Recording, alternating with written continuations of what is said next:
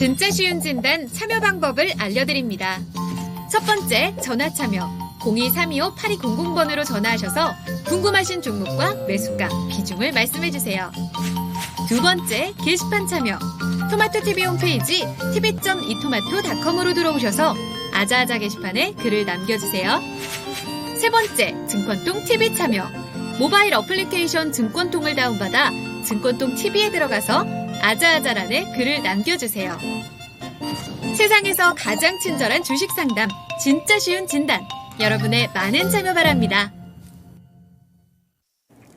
네, 4시부터 5시 여러분이 고민하고 계신 종목들 아주 친절하게 쉽게 도와드리는 진짜 쉬운 진단입니다. 자, 그러면 첫 번째 종목부터 진단을 도와드릴 텐데요.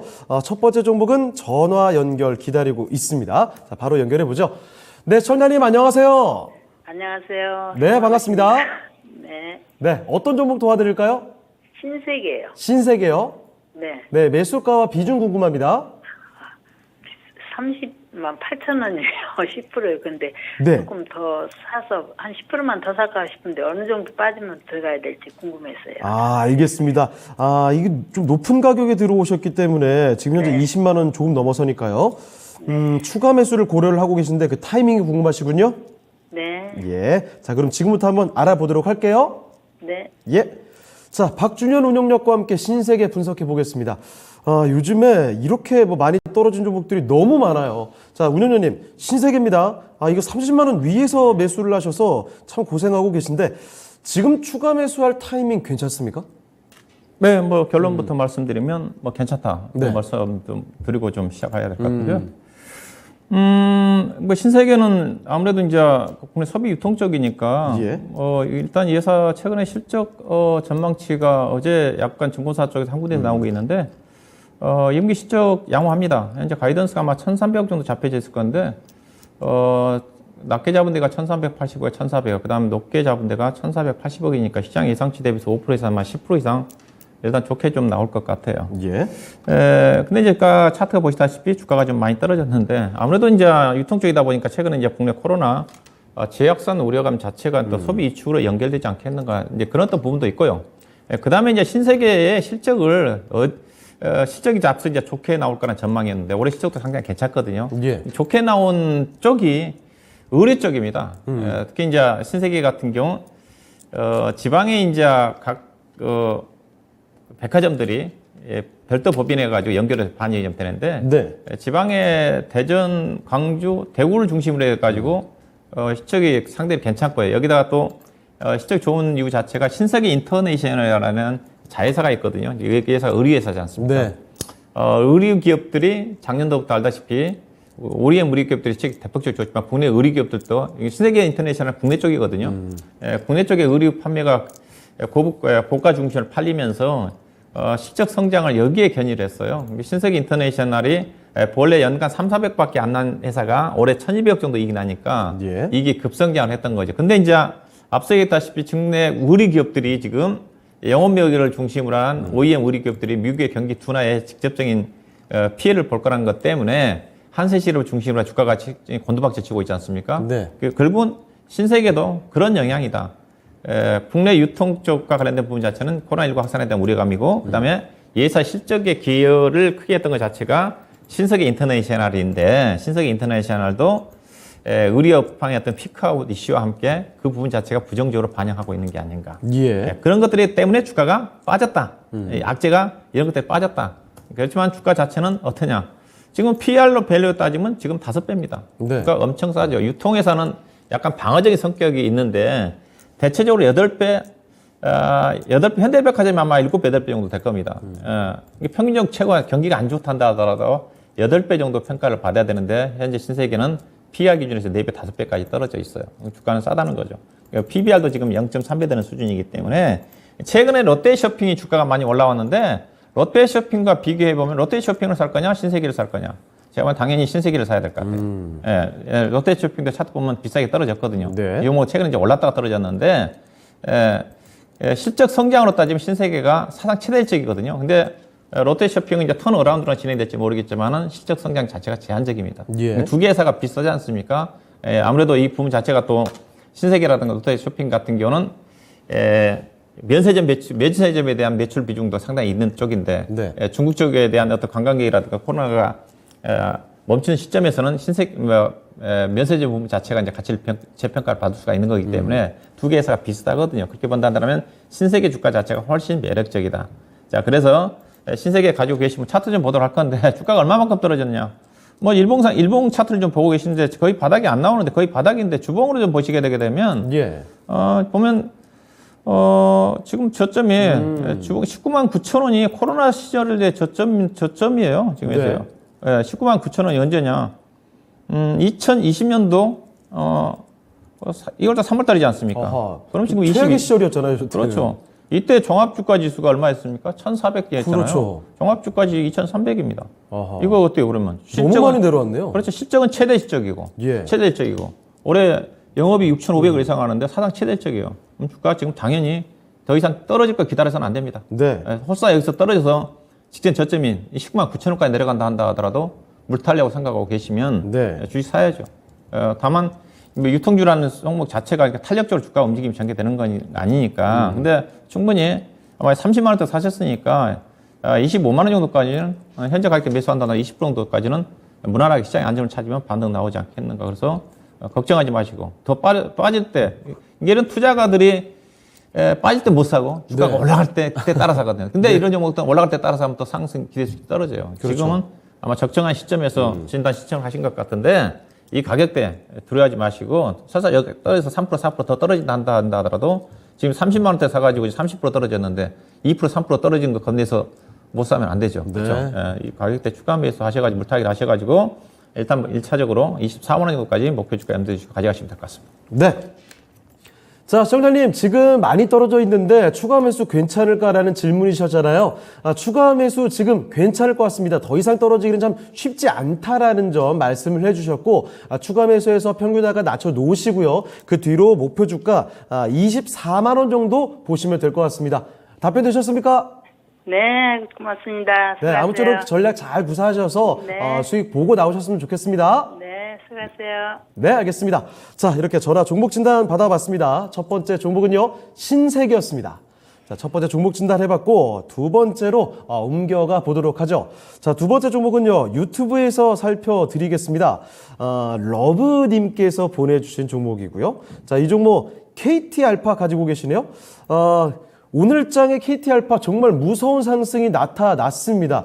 아무래도 최근에 그 이상한 변호사 우영우 그 효과가 반영되는 거 아닌가 생각이 드는데, 그렇게 많이 올랐는데 6,780원이에요. 그런데 매수하신 가격이 1,700원입니다. 비중은 그나마 5% 많진 않으신데 이 가격이 굉장히 높네요. 자, 목표가와 대응 부탁드려요 라는 건데, 자, 이렇게 많이 올라왔음에도 6,780원. 이거 목표 매수가까지가 거리가 너무 많이 떨어져 있어서 어떻게 봐야 될지 참 쉽지 않을 것 같습니다. 자, 김민주 전문가와 함께 지금 이 퍼즐을 풀어보도록 하죠. 자, 전문가님, KT알파입니다. 오늘 상한가가 터졌는데 아직 7,000원이 안 됩니다. 그런데 매수 가격이 1,700원, 5%. 목표 주가 어디까지 볼 수 있겠습니까? 매수가 갈까요? 네, 좀 어려운 질문을 주신 것 같긴 한데, 네네. 다른 이제 영상 콘텐츠 업체들과는 좀 사정이 틀려요. 네네. 확실한 거는, 이거 지금 보고 계신 거 한번 잡아주시죠. 여기 위주역 스터디입니다. 예. 여기 보시게 되면, 연간에 보시게 되면 계속 적자였죠. 특히나 작년에 적자폭이 엄청 컸죠. 네. 근데 올해 이제 좋아진다는 쪽이거든요. 해가 갈수록 올해는 최악이고, 네. 내후년부터 좋아진다는 쪽이고. 그다음 사마 네트워크스 좀 보시죠. 사마 네트워크스가 올해 좀 괜찮네요. 네. KT알파, KT알파도 좀 보시죠. 그래도 여기는 적자가 한 번도 없었네요, 해마다. 아무래도 KT 계열이니까. 네. 그리고 올해 이제 분기 실적을 봐야 될 것 같은데, 1분기에 실적을 잘 썼어요. 영업이익을 이제 62억을 찍었기 때문에 전년 동기 기준으로 보게 되면 최대 실적이거든요. 네. 그때 8억 찍었으니까 거의 8배를 찍었죠. 네. 분명히 좋은 거는 사실입니다. 일단 실적 부분이 개선이 됐으니까. 근데 영상 콘텐츠 종목들이 시장의 재평가를 받았던 시점을 생각해 보면 2020년도인 거부터이거든요. 네. 그때 지리산부터 시작해가지고 말도 많고 탈도 많았는데 네. 주가는 잘 갔어요. 위즈익 스터디부터 시작해가지고 잘 갔는데 오늘 이상한 변호사 우병우 시청률을 보니까 9%더라고요. 네. 그렇게까지 올랐습니까? 엄청 높더라고요. 와. 요즘에 시청률 9%면 장난이 아닙니다. 게다가 지상파가 아니기 때문에 9% 엄청난 거거든요. 엄청난 거죠. 이제 우리 시청자님 알고 계시다시피 지상파가 아닙니다. 지상파가 아닌데 9%인데 거기다가 뭐 오징어 게임이 지금 미국의 무슨 에이미상 예. 후보에 올랐다는 또 이런 또 뉴스 플로우가 있거든요. 네. 그러니까 오늘 뉴스 플로우 바람도 타고 거기다가 이 이제 시청률이 9%가 가니까 흥행 기대감이 있어요. 그러니까 네. 이런 느낌이죠. 오징어 게임 그때 다 보셨거든요. 그렇죠. 재밌다. 이제 이상한 변호사 뭐 우영우 예, 이것도 우영우. 이제 9%씩 가니까 다 보겠구나 이런 느낌으로 오늘 상한가에 직행을 한 것 같아요. 그리고 이제 1분기 실적이 전년 동기 기준으로 뭐 8배 가까이 개선이 네. 되니까. 근데 바람은 좀 탈 것 같습니다. 제가 봤을 때는 9% 시청률은 진짜 엄청 무서운 거거든요. 네. 그래서 내일도 제가 같은 추세를 좀 이어갈 것 같고. 자, 이런 거는 뭐 기술적인 접근보다는 뉴스 플로우와 모멘텀, 시청률, 그리고 오늘 거래량 이렇게 좀 포함해서 하는 게 좋겠죠.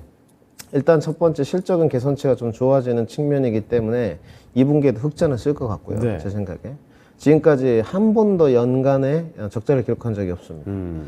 그리고 이제 많이 떨어졌던 주가는 밸류에이션 조정을 받았는데 때마침 모멘텀, 변호사 우영우가 히트를 치고 있다. 네. 근데 이게 이제 여기서부터 이제 관전 포인트입니다. 시청률이 떨어지면 안 되죠. 아, 그렇죠. 어쩔 수 없습니다. 영상 콘텐츠는. 그때 시청자분들 기억나시겠지만 지리산 개봉하기 전에 기대감 장난 아니었습니다. 맞아요. 주가 야, 이거 뭐 대작 나온다 하면서. 대작이라면서 주가 엄청나게 갔거든요. 예. 개봉하자마자 바로 폭락했어요. 이 CG가 엉망진창이다. 깜짝 놀랐어요, 저도 그때. 그때 전지현 배우랑 주지훈 정말 거대 대배우를 데리고 왔는데 CG가 엉망이라는 둥. 그러니까 이거는 영상 콘텐츠의 맹점이라고 좀 볼 수밖에 없어요. 뚜껑을 열었는데 재미없다. 이러면 어쩔 수 없고요. 네. 오징어 게임이 재밌을 거란 생각 아무도 안 했거든요. 그렇죠. 근데 이게 뭐야 했는데. 히트 쳤습니다. 네. 그러니까 이 우영우 변호사 이것도 마찬가지인 것 같습니다. 그래서 지금 이제 시청률로 답변하고 있으니까 주가는 좀 더 갈 것 같고요.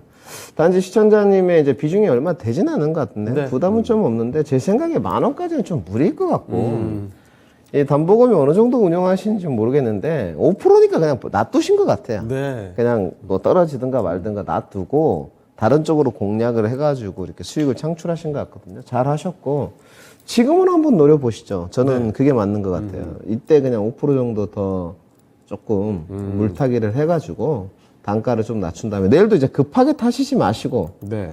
내일 쫓아가면 절대 안 됩니다. 한 6,000원까지 좀 떨어질 때까지 기다렸다가 예. 약간 밀렸을 때 물을 타가지고 그러면 단가가 한 8,000원 정도 올 것 같거든요. 예.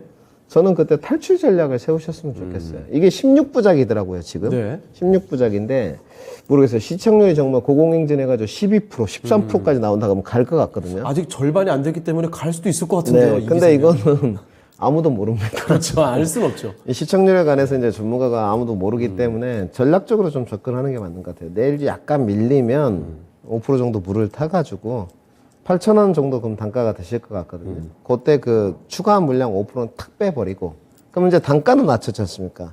여기서 이제 16부작까지 흘러가는 걸 좀 보면서 어느 정도 적정선. 제가 봤을 때 많이 가면 9,000원에서 10,000원 레인지 범위 사이는 가능할 것 같거든요.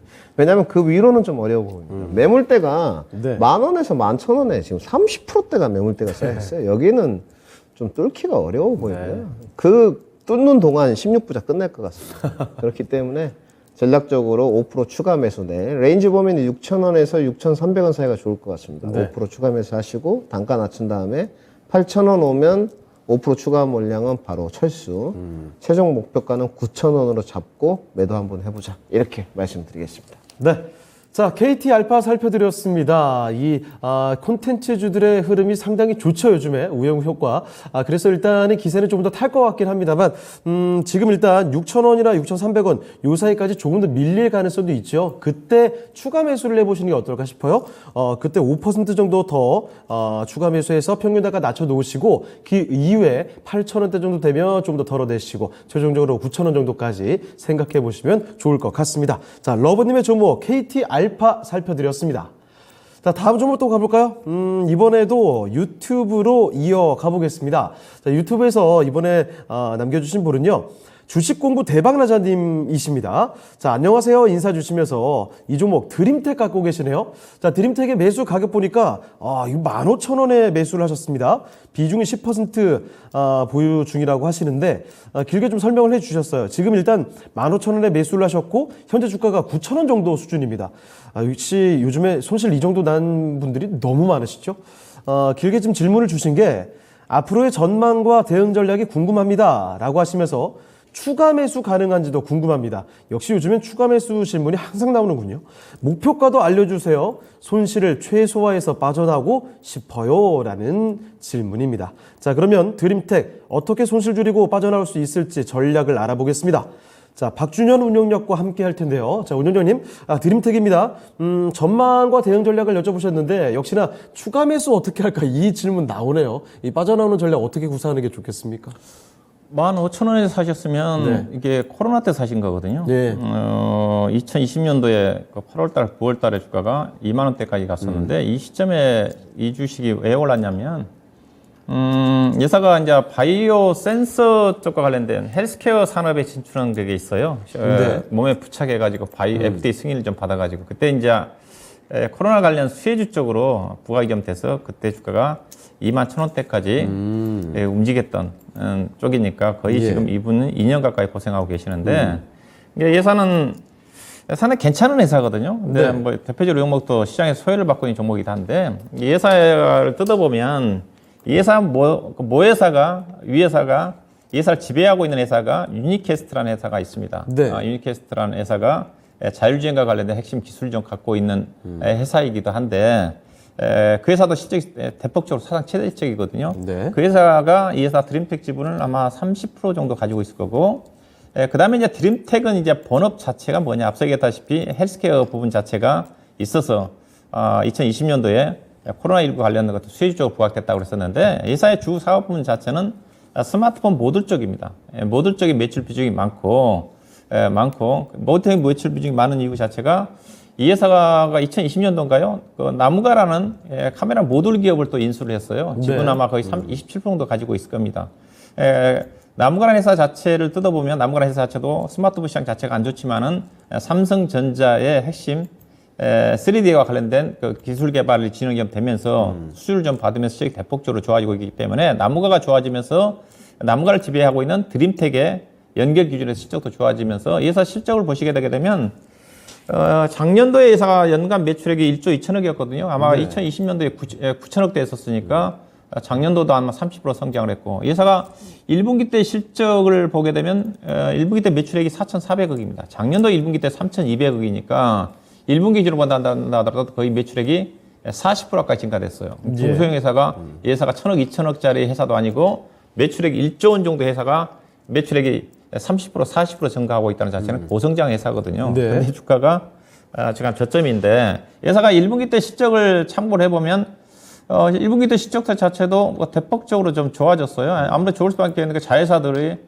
남과 같은 실적이 좀 좋고 회사가 이제 신기술 개발하는 헬스케어 부분 자체도 FD 승인을 받은 매출액이 반영이 되고 있어가지고 보시면 1분기 때 매출액 4,400원에 영업이익이 426억이지 않습니까? 네. 작년 1분기 때 매출액 3,286원에 영업이 261억이었는데 거의 더블 가까이, 매출액은 40% 가까이, 영업이익은 80% 가까이 증가됐잖아요. 작년도도 회사가 최대 실적이었어요. 961억이 있지 않습니까? 이런 주식들은 주가가 걱정할 거 없죠. 2020년도에 보시다시피 매출액 9,500억, 작년도에 1조 2천억, 영업이익은 2020년도에 286억, 작년도 961억. 그러면 회사 실적이 앞서 1분기 때 보시면 1분기 때 426억입니다. 1분기 때 벌써 작년도 최대 실적이 났는데 작년도 연간 실적을 반을 1분기 때 달성을 했어요. 네. 그럼 이 회사가 올해 추정 실적 대충 예상을 해보면 작년도에 영업이 961억인데 올해 못 나와도 1,500억 나옵니다. 그럼 단기순이익은 작년도 698억인데 최소한 추정을 해보면 1,000억은 넘어가죠. 예. 자, 단기순이익 1,000억에 현재 시가총액이 회사가 6천억이거든요. 6천억이면 1,000억 정도 예상해 본다. 주당 EPS가 1,500원 내지는 그 2,000원, 최소한 1,500원 이상 나오거든요. 그럼 주가가 엄청 싸죠. 그러면 이 결론은 어떻게 되냐? 이 종목 주식 물타기 하셔야죠. 비중이 몇 프로인지 잘 못 봤는데요. 자, 드림텍 10% 갖고 계십니다. 사셔야죠, 해서. 주가 차트 좀 보도록 할 건데, 일단 일봉상으로 보고 계시는데, 뭐, 그렇죠. 주가 예, 거의 뭐 저점까지 온 것 같아요. 여기 네. 잠깐 8,400원대까지 내려와 있는데 예. 이때 이제 코로나 때 급등했다가 이제 코로나 때는 주가가 뭐 2,600원까지 떨어진 회사지만은 이 회사가 조그만 회사는 아니기 때문에 현재 가격대에서 왜냐하면 실적이 워낙 좋은 회사이기 때문에 네. 올해 뭐 경기가 안 좋아진다 한다 하더라도 작년 이상은 실적은 좀 이상은 나올 것 같거든요. 그러면 현재 주가 여력이 있으시면 물타기 하셔야 좀 되겠죠. 물타기 하셔가지고 이 정도 11,000원대까지는 일단 길적 반등입니다. 있어요. 11,000원 정도까지는 보셔서 네. 그러면 손실을 아마 반 정도 사시면 손실 거의 한 10% 이내로 축소가 좀 될 것 같습니다. 네. 추가 매수 관점에서 여력이 있으시면 매수하시고 목표 주가 단기적으로 일단 11,000원 정도까지 보유 관점에서 접근하시면 될 것 같습니다. 네. 자, 드림텍 살펴드렸습니다. 주가 참 많이 내려왔고요. 앞으로 상승에 대한 가능성 있는 종목이다라는 점을 기억해 주시면 좋겠네요. 자, 그래서 이 정도면은 추가 매수는 가능할 것 같습니다. 여력이 되시면 일단 추가 매수 해 보시고 평균 단가 낮춰 놓으신 다음에 목표 주가는 11,000원까지 일단 단기적으로 보시면 좋을 것 같습니다. 자, 이렇게 손실을 최대한 줄이는 전략들 참고해 보시면 좋겠네요. 자, 주식 공부 대박나자님께서 신청해 주신 드림텍 이렇게 진단 도와드렸습니다. 자, 또 다음 종목 가보겠습니다. 이번에는 유튜브 두 종목 연달아 봤으니까 전화 한번 받아보도록 할게요. 자, 전달님 안녕하십니까? 안녕하세요. 네, 반갑습니다. 수고하십니다. 네. 자, 오늘 어떤 종목 때문에 전화 주셨어요? 예, RFHIC. RFHIC요. 예. 네, 10%. 이 5G 관련돼서 갖고 계시는데, 자, 매수가 비중 어떻게 되십니까? 35,700원. 예, 비중은요? 10%요. 알겠습니다. 35,700원에 10%. 자, 이 5G 관련주들 갖고 계신 분들 정말 답답함을 넘어서 속이 터질 것 같습니다. 이 올라가지 않을까, 이제 올라가지 않을까 싶은 게 어느새 뭐 계속 이렇게 내려와서 21,000원까지 내려와 있습니다. 자, 이거 올라갈 여지가 잘 안 보이고 계속 내려가기만 하니까 어떻게 될까 고민 많으실 것 같은데 지금 어떤 점이 가장 궁금하세요? 예, 이게 내가 주식 처음 사는 거거든요. 아, 그래요?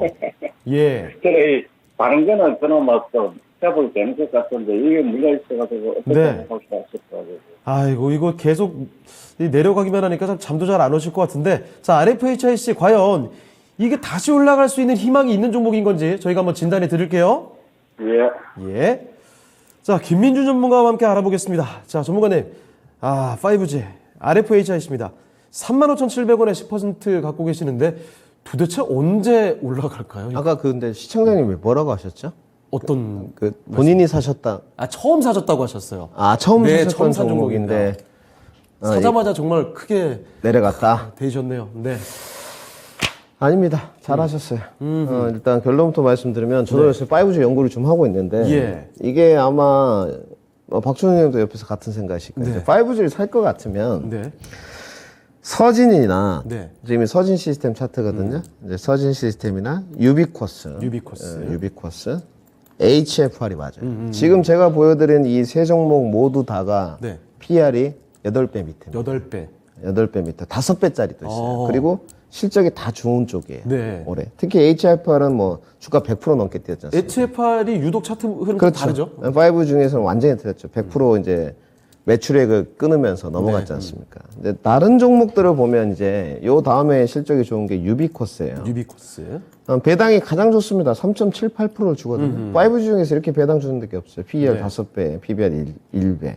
실적 괜찮죠. 예. 그 다음 찾아보면 서진이에요. PER 4배. 여기도 뭐 올해 실적 좋은 쪽이죠. 완전히 5G라고는 말할 수는 없지만 네. 올해 이제 조단위 매출을 쓸 것이다. 근데 이 종목들이 안 내려왔냐? 다 내려왔어요. 맞습니다. 줄을 제가 여기다가 우리 시청자님 잘 보이시게 한번 그어보겠습니다. 이렇게 딱 그어놨어요, 제가. 종목만 한번 바꿔보겠습니다. 이 유비코스. 마찬가지죠. 다 똑같거든요, 지금. HFR을 제외하고는 모양이 다 똑같아요. 맞아요. 계속 내려옵니다. 네, 이노와이러스도 마찬가지고. 근데 이제 시청자님이 RFHIC라는 이렇게 고르셨는데, 제가 어제 그런 이야기를 했거든요. 이제 수급 조사를 하면서 지금 연기금 CRO 쪽에서도 이렇게 종목을 사기가 쉽잖아요. 네. 외국인은 환차손 때문에 사기가 쉽지 않고 원달러 환율이 너무 높으니까. 그런데 KMW를 제가 좀 봤는데 네. KMW가 실적이 올해 제일 안 좋은 쪽입니다. 5G 중에서. 네. 그 대장이었던 KMW가. 네, 올해 제일 안 좋은 쪽인데 KMW는 외국인이 한 달 내내 샀어요. 오. 이걸 보면서 제가 좀 이상한 걸 느꼈어요. 뭐 아까 말씀드렸듯이 유비코스나 HFR, 뭐 서진 시스템 이런 것들 실적이 훨씬 좋은데 여기는 수급이 아예 없습니다.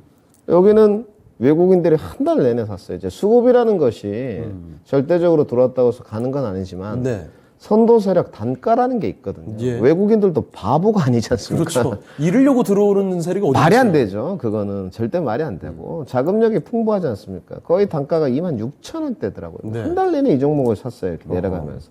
왜 샀을까? 고민을 해봤거든요. 예. 조사를 해보니까 거의 비슷한 게 뭐냐? RFHS예요. 아하. RFHS를 보니까 이걸 또 샀더라고요. 외국인들이 이거 또 샀습니다. 순매수예요. 뭘까요? 그래서 제가 좀 이상해가지고 그렇다고 해서 뭐 RFHIC가 낫냐 KMW가 좀 낫냐 RFHIC가 낫습니다. 왜냐하면 최근에 이제 DC라는 미국 기업과 물론 삼성전자거든요. 네. 계약 금액을 했습니다. 계약을 했는데 1,000억 원 정도를 했고요.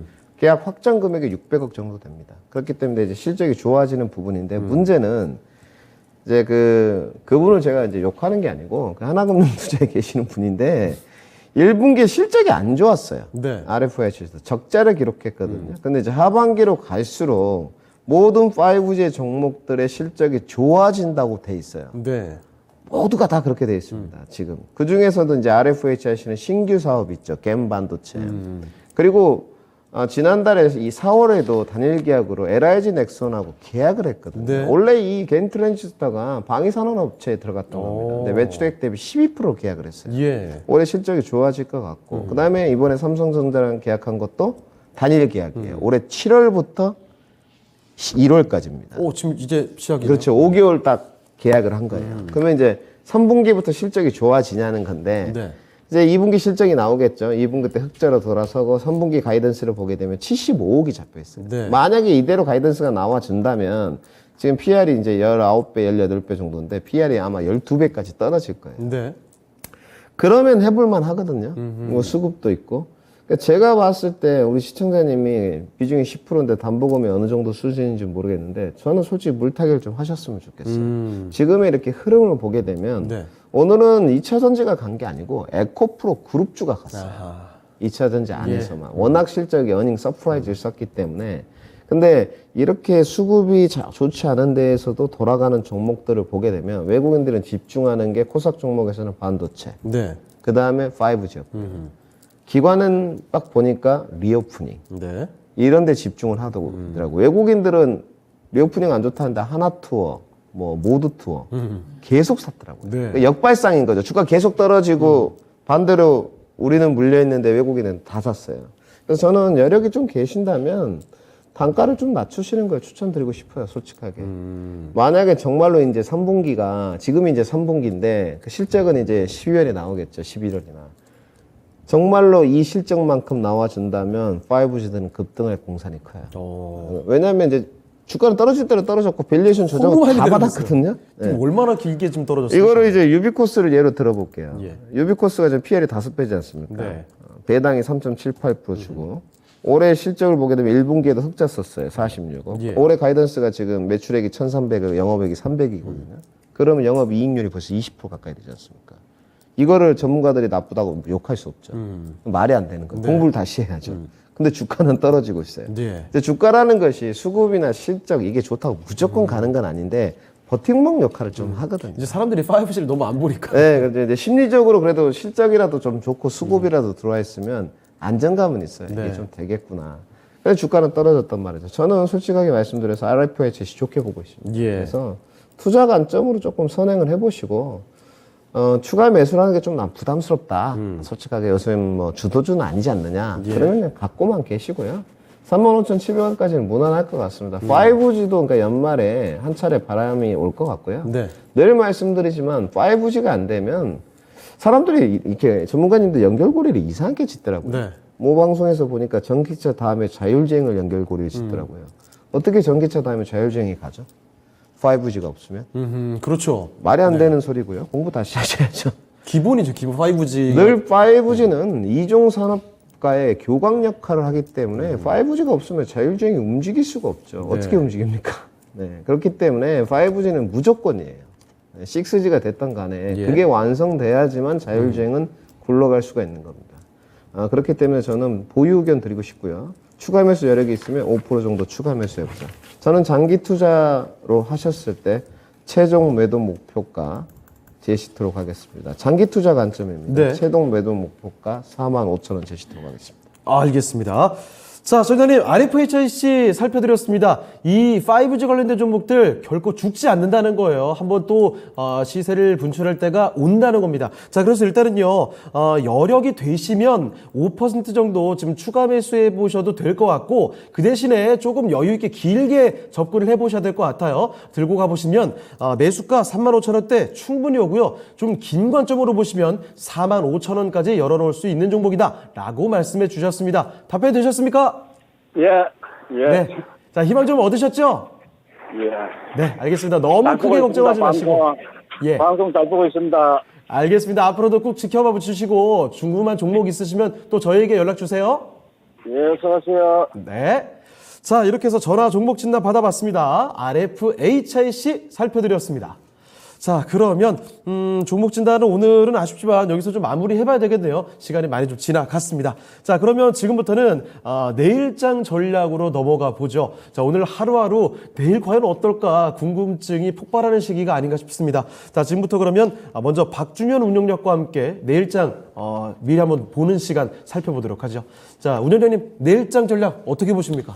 예, 뭐 CPI가 워낙 높게 나왔기 때문에 네. 그래서 생각보다 시장은 그래도 일단 좀 안정적인 흐름이 전개되고 있죠. 내일 아마 오늘 밤에 미국 시장을 좀 확인해 보면 알 수가 있을 것 같습니다. 왜냐하면 다시 최근에 보면 미국 시장이 예컨대 FMC 같은 경우도 금리 인상 발표 이후에 무난하게 전개되다가 다음날 후폭풍으로 주가 변동성이 나온 경우도 있었거든요. 네. 워낙 CPI가 급등이 나왔기 때문에 어제 미국 시장이 잘 넘어갔지만은 오늘 밤에만 보게 된다 한다면 어떤 잔 여파가 있는지 확인이 될 것 같은데 개인적으로는 악재 영향력이 제한적이다. 네. 좀 아쉬워요. 저는 FMC가 이번 CPI가 8.9 내지는 9.0만 나와도 시장은 저는 곧바로 해가지고 네. 우리 시장이 거의 2,400은 바로 넘어갔다고 보고 있는 쪽인데 네. 너무 높게 나왔습니다.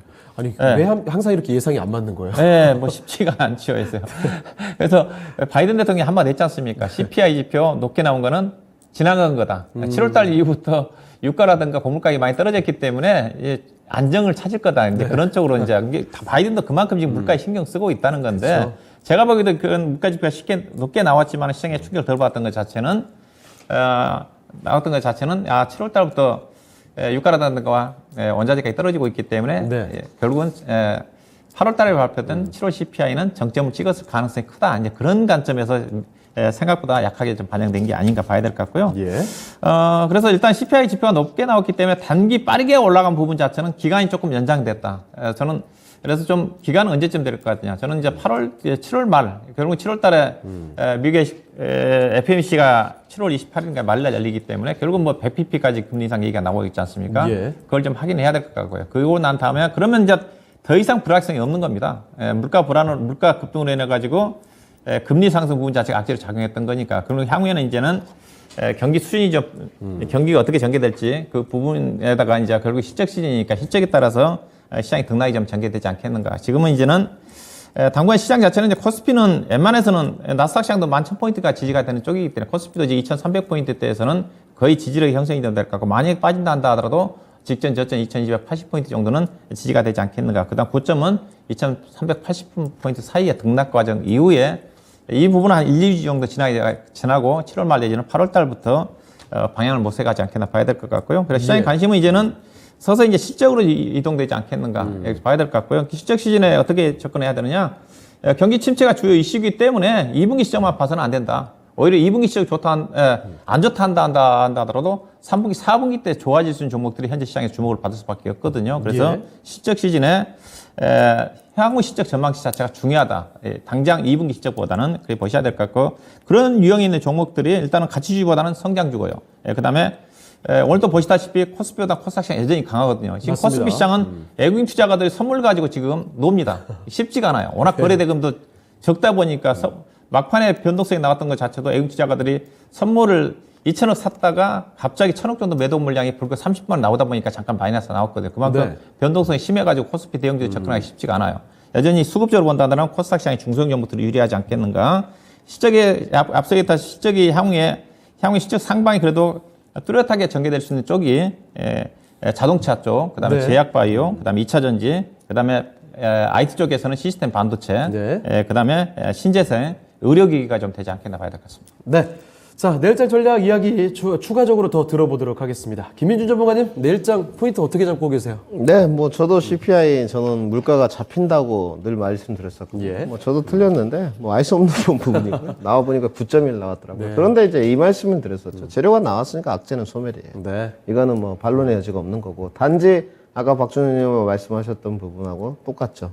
고통의 시간은 이제 보름이 더 지속됩니다. 이건 어쩔 수가 없습니다. 그때 공개방송 때도 말씀드렸고 예. 자, 우리가 확인하고 싶어 했던 것은 물가가 정점을 지나는 시그널이냐 이거였는데 이제 확인할 길이 좀 미뤄졌죠. 네. 이번 FOMC까지 봐야 되기 때문에 고통의 시간이 좀 다가오는데 오늘 충격파는 그렇게 셌던 것 같지는 않아요. 맞아요. 저는 급락할 줄 알았거든요. 어제 미국 시장의 충격파는 좀 있었습니다. 어제 4%가 움직였어요. 네. 위로 1.6%가 올라갔고 밑으로 2.56%가 나스닥 선물 시장이 빠졌거든요. 굉장히 급등락이 심했습니다. 오늘 근데 이제 홍콩 항생지수가 좀 끌어올려주면서 미국 야간 선물이 강세로 가다가 보합권까지 장 막판에 이제 밀렸거든요. 네. 홍콩 항생지수가 떨어지면서 외국인들 선물 계약을 던지면서 다시 원달러 환율이 올라가는 이렇게 예. 됐거든요.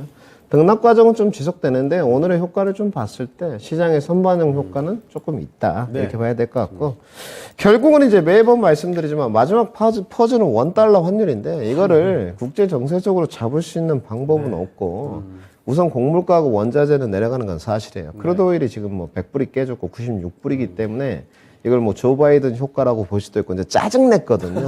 오늘.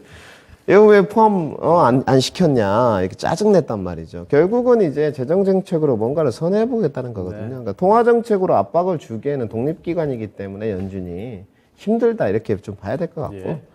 그 다음에 이제 박스권 반등 시에 손실을 줄이고 저는 지금 신규 매수 타점이라고 보고 있습니다. 고통의 시간이 뭐 보름이 오든 어쨌든 오늘은 올라가는 종목은 꼭 있지 않습니까? 그렇죠.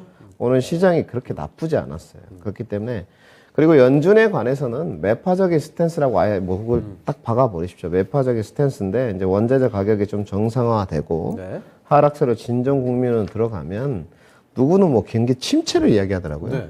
경기 침체는 이미 오고 있죠. 단지 원자재 가격이 높으니까 정상화 과정은 돼야 되지 않겠습니까? 네. 크루드 오일의 손익분기점은 55달러입니다. 예. 알고 계시고요. 시장에 안정적으로 좀 돌입해야 되고, 그 다음에 이제 저는 뭐 반도체 쪽에 관심이 있는데 지금은 소재나 부품보다는 장비 쪽인 것 같아요. 앞으로 장비가 좀 올 것 같고, 그 다음에 이제 자동차입니다. 저도 역시. 네. 예, 자동차 안에서도 전기차. 그 다음에 역시나 뭐 괜찮은 게 FPCB인 것 같고요. LG노텍 최대 실적이고요. 2분기 때도 BH 최대 실적. 그리고 제약바이오 신재생 에너지의 답이 있지 않겠나. 이렇게 정리해 드리겠습니다. 네. 자, 그러면 오늘 두 분 전략은 여기까지 듣도록 하겠습니다. 두 분 여기서 인사드릴게요. 네, 오늘 두 분 말씀 고맙습니다. 네, 진짜 쉬운 진단 시간 벌써 좀 마칠 시간인데요. 오늘 여기서 인사드리도록 하겠습니다. 지금까지 다양한 투자 판단에 대한 도움 말씀드렸습니다만 특정 종목의 상승과 하락을 보장하지는 않습니다. 이 점 기억해 주시고요. 저희는 내일 이 시간에 다시 뵙겠습니다. 고맙습니다.